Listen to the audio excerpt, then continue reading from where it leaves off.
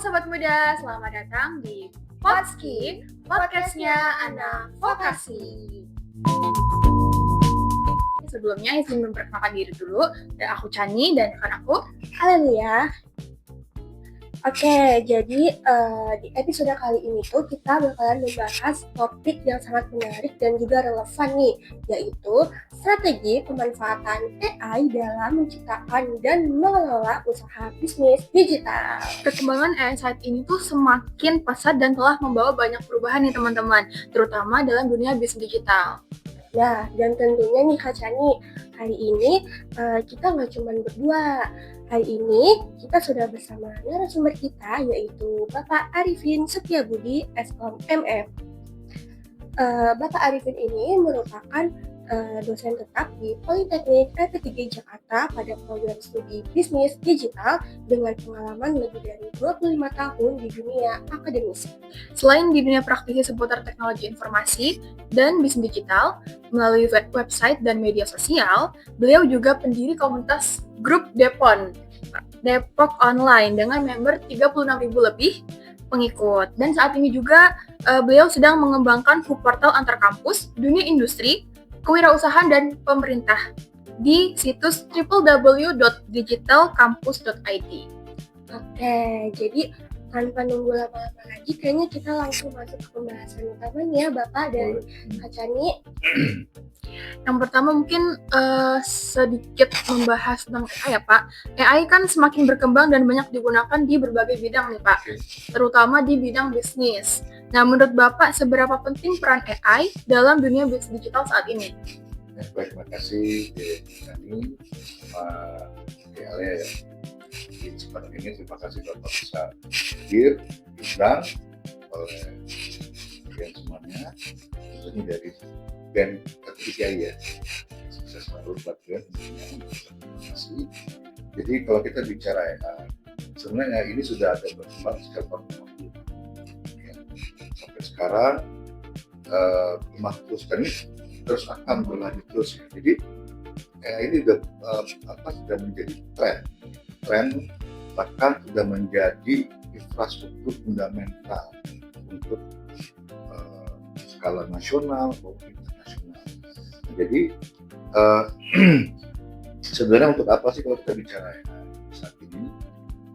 Hampir semua orang terutama ya udah seperti nggak lepas dari AI sekarang.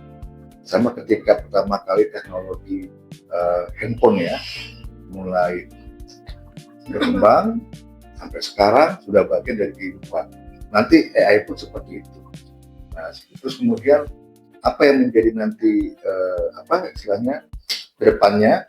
Jadi kalau Bapak lihat di sini, pertama artinya dalam bidang bisnis ini nanti ke depan AI ini adalah bisa meningkatkan efisiensi operasional secara signifikan. Ya, jadi semuanya serba AI. Ya, kita tahu sekarang chatbot aja sudah AI, ya kan, seperti itu. Bahkan mengajar, belajar, apapun semua dengan AI. Ya, bahkan teknologi mobil listrik, motor listrik, semuanya juga lepas dari AI. Nah, kemudian apalagi yang berikutnya kita bisa dengan AI tentunya bisa memahami perilaku konsumen ketika kita mau bicara sebuah bisnis. Contoh ada sebuah perusahaan dia ingin membangun bisnis, dia akan mengetahui konsumen saya seperti apa, perilakunya seperti apa. Nah, itu bisa memfokuskan bahwa konsumen saat ini sudah lebih tertarget ya perusahaan ini terhadap konsumen. Kemudian yang ketiganya apa? Artinya di sini bagaimana mempercepat juga pengambilan keputusan. Ya, tentunya on base data ya. Jadi kalau dulu mungkin keputusan berdasarkan intuisi, wah feeling saya begini nih, ya ada yang seperti itu. Tapi yang bagus sekarang bagaimana bayar data.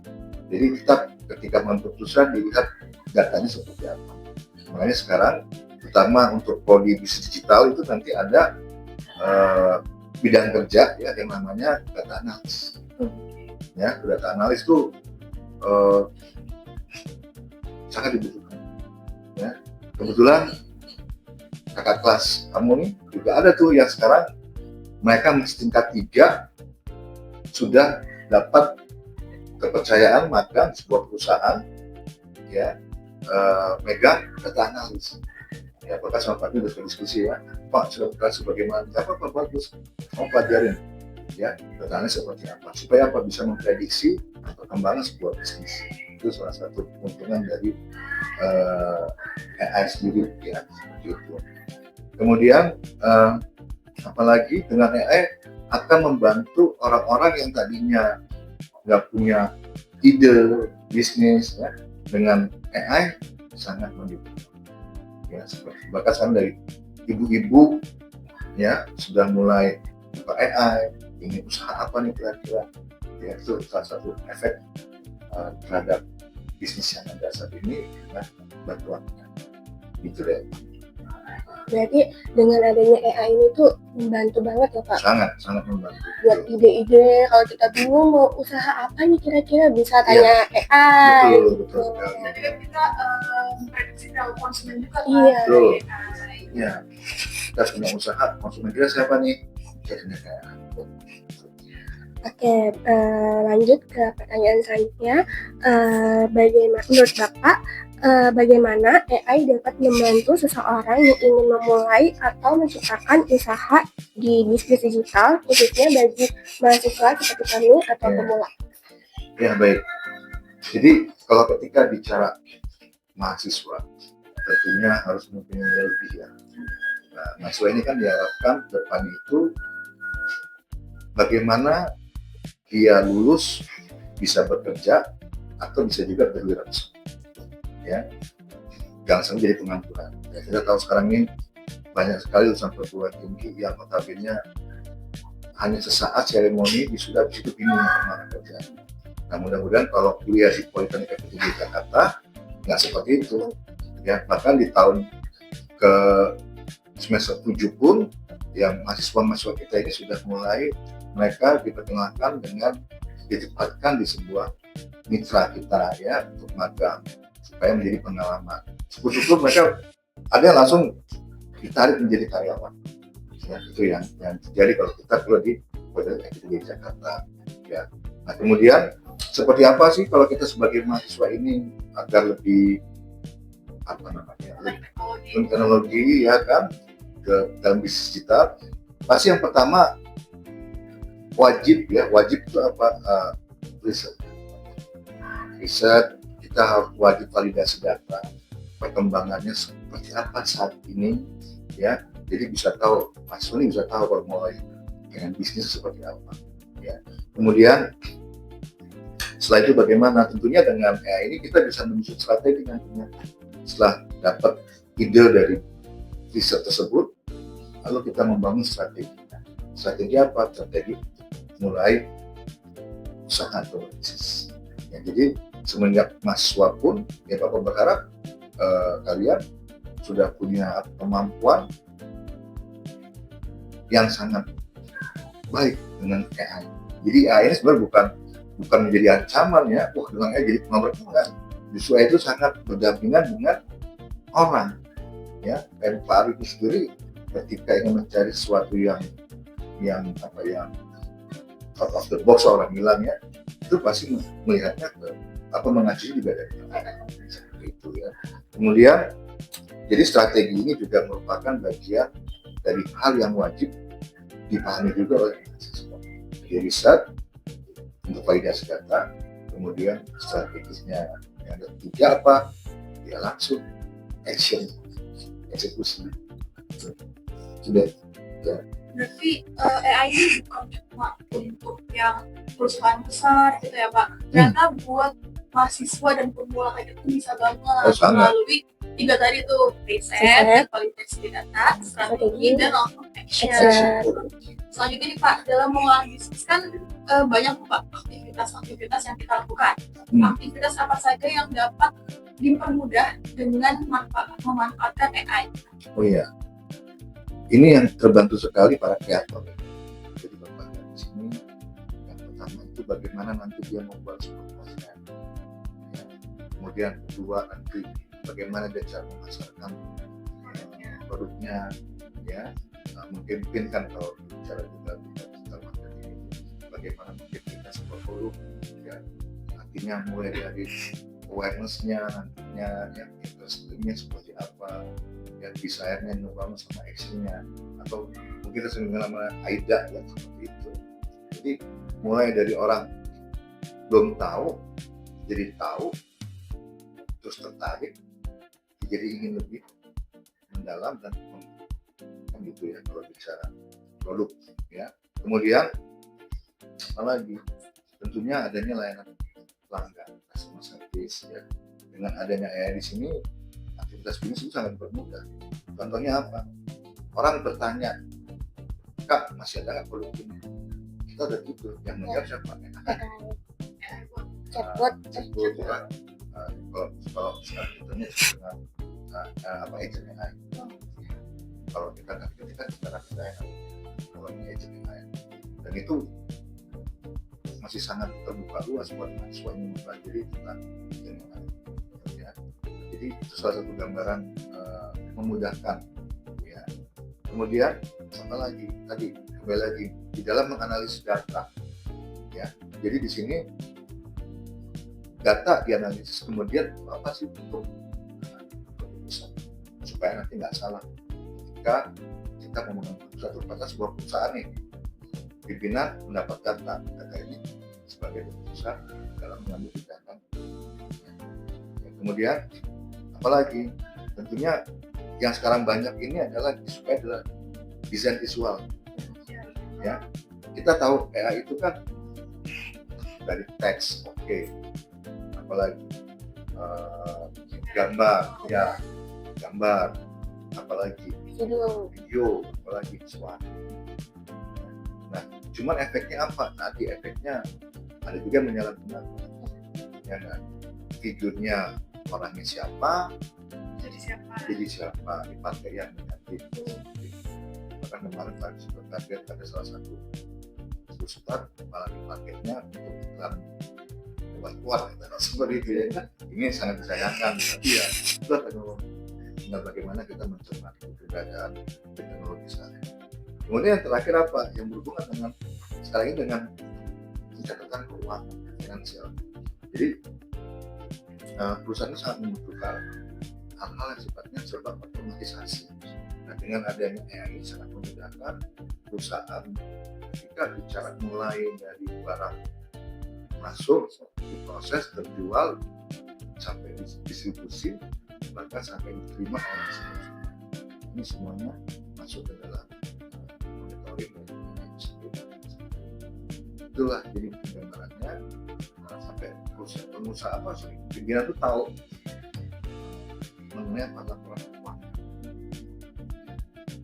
Berarti di dalam pengelolaan bisnis itu banyak banget ya Pak aktivitas yang dipergunakan dengan kita menggunakan teknologi AI. Contohnya tadi kayak customer service, terus juga pencatatan keuangan gitu. Jadi iya. Sama desain mahasiswa kan sekarang tuh desain tuh cari ide bingung ya. Iya. Sekarang bingung mau nyari referensi kemana sih? Kita kadang bingung gitu Pak. Kadang kalau nyari di Pinterest juga kadang kan terbatas mungkin ya. Kalau AI kadang tuh pikirannya tuh ada aja gitu loh Pak, kayak out of the box-nya ada AI gitu. Terus nih Pak, selanjutnya kan saat ini banyak nih tools AI yang biasa kita pakai. Contohnya tuh kayak ChatGPT, Gemini AI, dan lainnya masih banyak pastinya. Nah, menurut Bapak, kira-kira tools AI apa yang paling bermanfaat bagi pelaku bisnis digital dan mengapa? Ya baik. AI ini turunannya banyak, jenisnya banyak.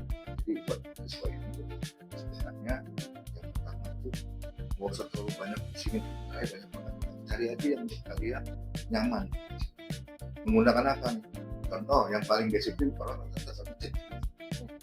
Ya, walaupun ada Gemini, ada DeepSeek, ya, ada lagi apalagi Kimi, ya. Nah, jadi banyak sekali. Nah, cuma tinggal bagaimana kita melihat mana kira-kira yang pas buat kalian, yang sedang mencari referensi informasi. Nah, contohnya kalau bicara ide, ya, tulisan, jadi orang lebih lebih nyaman dengan ChatGPT. Ya. Kemudian kalau kita mau lihat lagi perpaduan search engine dengan AI, biasanya orang menggunakan Gemini.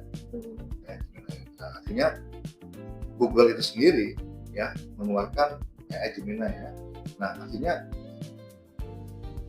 berkolaborasi supaya jangan sampai tersindir oleh ChatGPT. Makanya sekarang Google bikin yang namanya Gemini. Itu artinya sangat membantu sekali. Kemudian apa lagi? Ada lagi Meta AI. Ini yang mengeluarkan kan si Facebook ya, ya WhatsApp kan masuknya grupnya Meta kan, Facebook ya. Jadi itu memang sengaja dibuat untuk persaingan bisnis ya. Artinya kita bisa mendapatkan keuntungan dari informasi yang mereka berikan. Kemudian apalagi kalau untuk desain sekarang yang lebih kami kan Canva. Ya. Canva AI. Jadi Canva tadinya belum AI itu, karena ada AI akhirnya berkolaborasi ya, sebuah aplikasi desain ya berkolaborasi dengan AI sekarang ini sangat banyak membantu, baik itu mulai dari anak tingkat PAUD mungkin ya, SD, SMP, SMA, bahkan mungkin mahasiswa sendiri kan. Bahkan sekarang mahasiswa juga seperti kita udah meninggalkan PowerPoint. Dulu kan PowerPoint apa kan? Ya. Nah, sekarang Pak mau presentasi, oke, tapi pakai kata apa ya silakan. So bagus kenapa? Artinya kalian menambah kemampuan dari sisi pembahasan. Jadi nggak stuck di PowerPoint aja gitu ya. Oke. Kemudian ada lagi yang terakhir itu Grammarly ini dia lebih ke bahasa ya, cek hal-hal yang sifatnya grammar ya. Kemudian untuk keberadaan radiasi ya, itu menggunakan Grammarly. Itu aja, jadi tinggal dipilih ya. Bapak sendiri juga berkolaborasi dengan sekian Banget ya berarti maksudnya yang jadi kita cuma tahu Gemini, ChatGPT. AI ternyata masih banyak tuh yang lainnya. untuk video Midjourney contohnya. Pipit. Pipit, ya.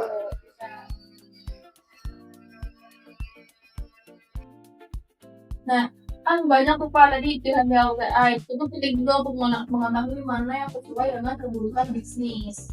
Nah, untuk gampang Pak, dari segi AI, apa saja tantangan dan resiko yang perlu diperhatikan dalam penggunaan AI untuk bisnis? Ya, yang pasti AI juga bisa membuka ya, sebuah kasihan tanpa kita sadari. Artinya di sini sebuah perusahaan itu bagaimana dia bisa menjaga yang namanya keamanan, data security, ya, produk kasihan daripada data yang ada di perusahaan. Kemudian yang kedua juga ketergantungan. Jadi saking apapun semua dengan AI, akhirnya bisa mempengaruhi bisnis juga kan. Iya, kalau informasi dapatnya benar, kalau ternyata salah, kan sulit untuk bertanggung ya, karena itu kan dia menyampaikan apa yang kita lakukan di sebuah server. Kemudian apalagi ya itu ada biaya. Jadi itu ada yang free, ada yang berbayar. Jadi kalau kita mau lebih orientasinya bisnis, untuk bisnis, maka ya gunakan yang berbayar. Ya, tapi kalau hanya ingin mencoba mencari tahu semampu kita ya pakai itu cukup dibatasi. Makanya sehari berapa kali kita bertanya ya. Atau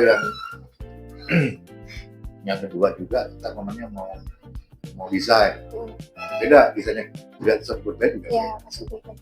ya, seperti itu. Nah, kemudian biayanya bagaimana ya tergantung dari aplikasinya ya, karena kayak ChatGPT itu kisarannya sekitar $20 per bulan ya, itu sekitar berapa $20 ya, sekitar sekitar 300 lebih banyak seperti itu. Nah, kemudian apalagi tata kelola dan regulasi. Nah ini terkadang namanya masih baru, jadi ada kendalanya itu adalah di regulasi.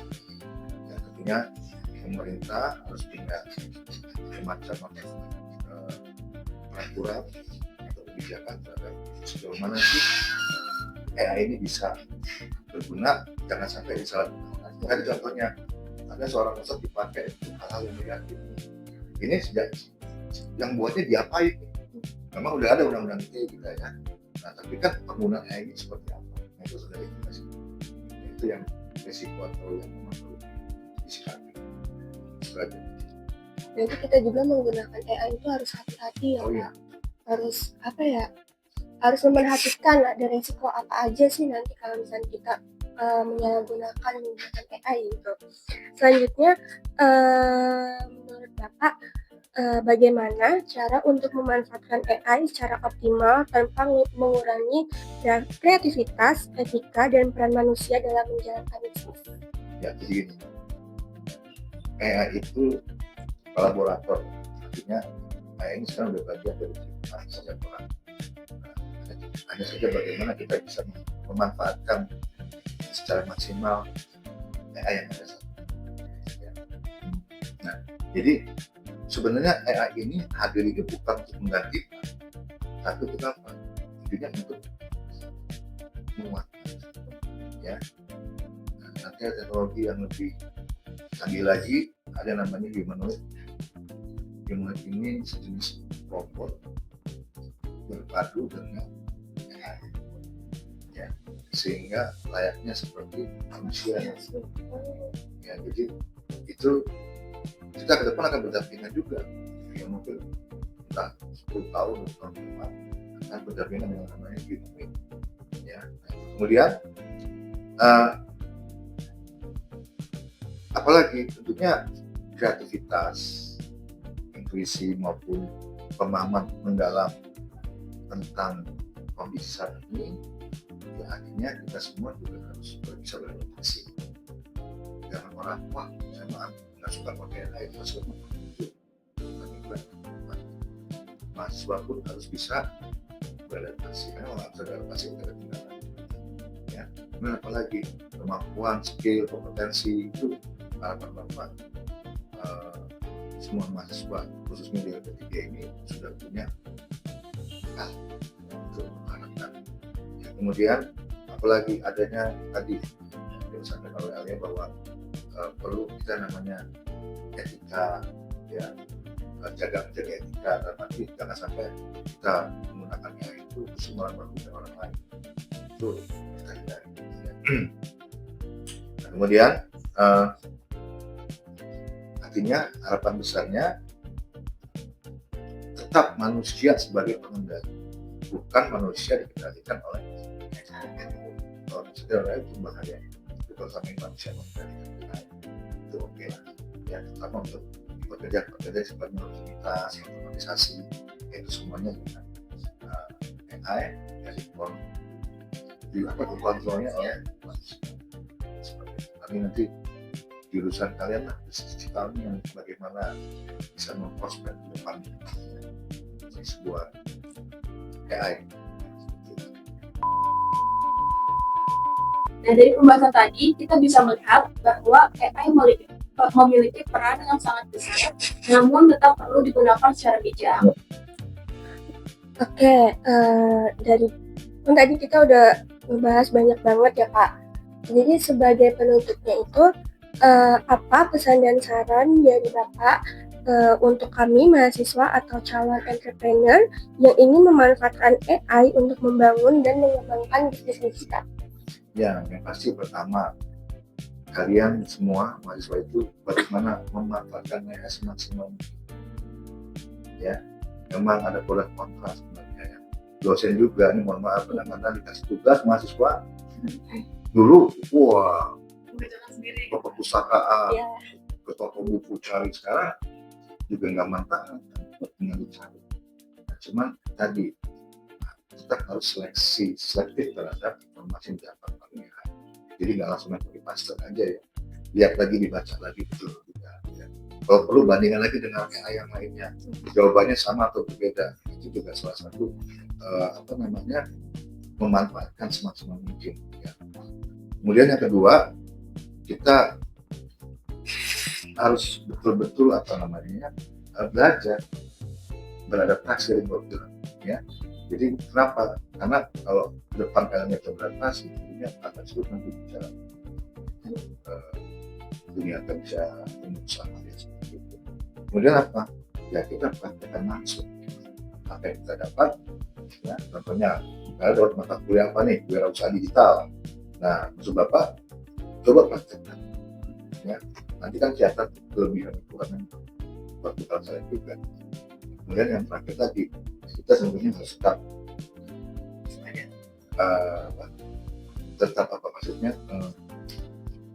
punya etika ya, dan kritis terhadap perkembangan. Jadi itu mungkin hal yang bisa Bapak sampaikan, khususnya kalian yang melihat podcast ini ya, karena bisa memberikan satu manfaat ya. Seperti lagi nanti bagi mungkin yang melihat podcast ini ingin kuliah ya, dengan ada penempatan kerjanya ya, di program ketiga ini. Nah, kalau misalnya dari teman-teman nih mau lebih penasaran tentang pemanfaatan AI, bisa langsung ke prodi bisnis digital. Gitu ya Pak Arifin. Terima kasih kepada Bapak Arifin selaku dosen dan narasumber kita hari ini atas penjelasan yang sangat insightful nih Pak buat kita selaku mahasiswa dan teman-teman mungkin yang nonton di rumah, dan itu sangat amat bermanfaat ya Kak. Betul banget tuh Kak Chani. Semoga apa yang telah disampaikan hari ini dapat menambah wawasan kita semua, khususnya bagi mahasiswa dan calon pelaku usaha bisnis digital. Kami sebagai host, mohon maaf apabila terdapat kekurangan selama sesi podcast ini berlangsung. Akhir kata, saya, Alia, dan rekan saya, kami pamit undur diri. Sampai jumpa di episode selanjutnya. Dadah!